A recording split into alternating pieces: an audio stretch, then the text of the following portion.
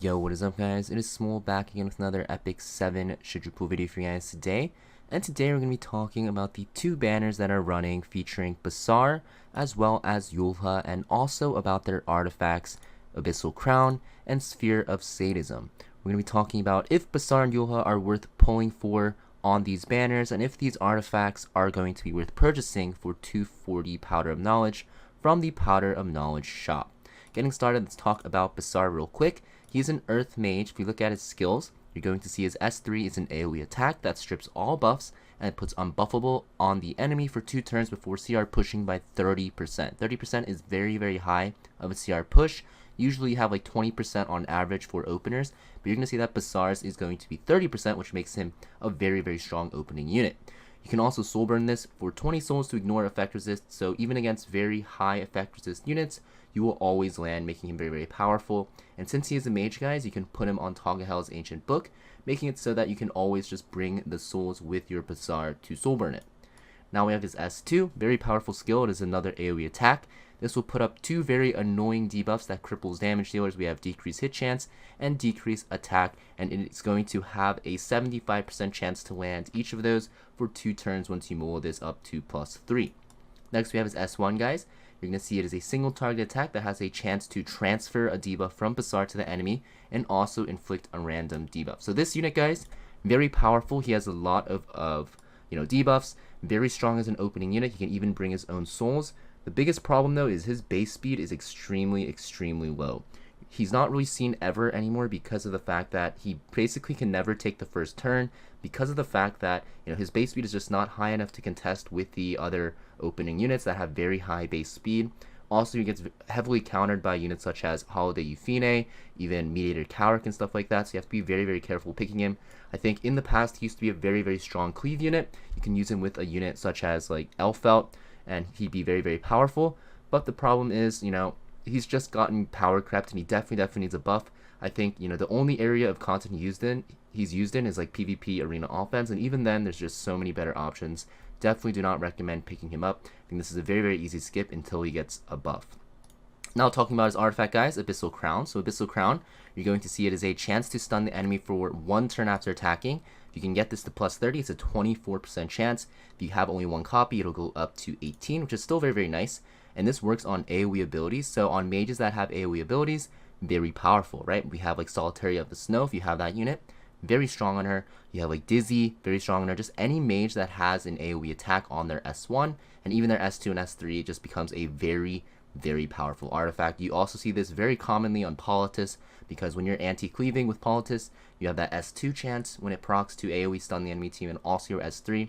And this also stacks with Politis' S1. So very, very powerful artifact, guys. I think this is very, very worth buying for Powder of Knowledge, especially if you don't have a copy yet, because this is just so good on so many mages. This is very, very powerful. One of the most toxic artifacts in the game, and extremely powerful on any mage with a lot of AoE capabilities. So I definitely recommend purchasing this artifact. Next we have Yulha, guys. So Yulha, looking at her skills, she is an Earth Knight. Her S3 is a single target attack, and when you kill an enemy with this, you'll recover your own HP. It's about like 50%, I believe. And when you're actually hitting an enemy that is not in PvE, so any PvP area, you're going to be penetrating the target's defense, but this cannot trigger a critical hit, so very, very similar to Crow.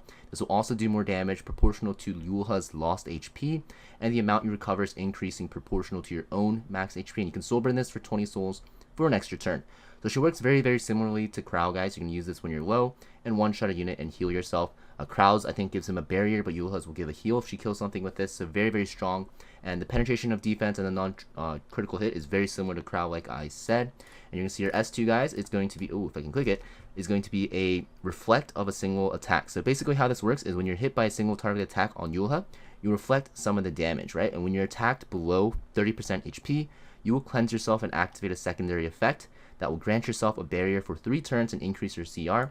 So very, very strong against units like Hwayoung when she was very popular on defense. You just bait the Hwayoung into S3ing you. You'll reflect some of the damage. You'll probably get hit to like 30%. You'll CR push yourself up, and then you can S3 the Hwayoung to one-shot her. Problem is, guys, you don't really see Hwayoungs anymore because she got pretty heavily nerfed.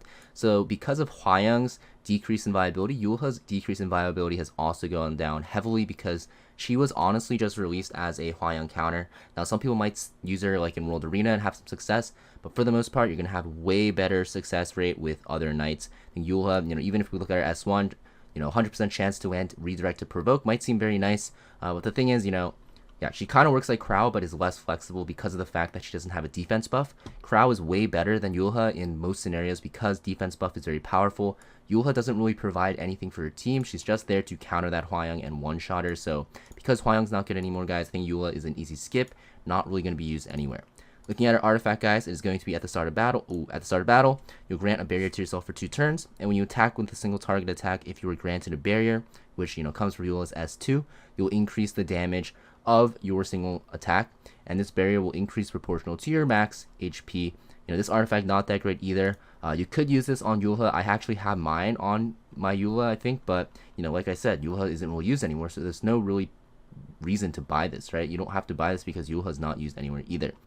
So yeah, I think Yulha and artifact definitely want to skip, not really used anywhere anymore. Basar as a unit, also easy skip, but make sure you guys pick up Abyssal Crown if you don't have a copy of it already, because it is so strong in a lot of mages. If you already have a copy of Abyssal Crown, I would just wait until it is in this regular shop rotation, because it is cheaper there, because even just one copy of Abyssal Crown should be good enough for a lot of people. But later on, once you get further into the game, you're definitely going to want a lot of copies of this, especially one at max limit break. That being said, I hope this video helped you out, guys, and I'll see you guys next time. Peace.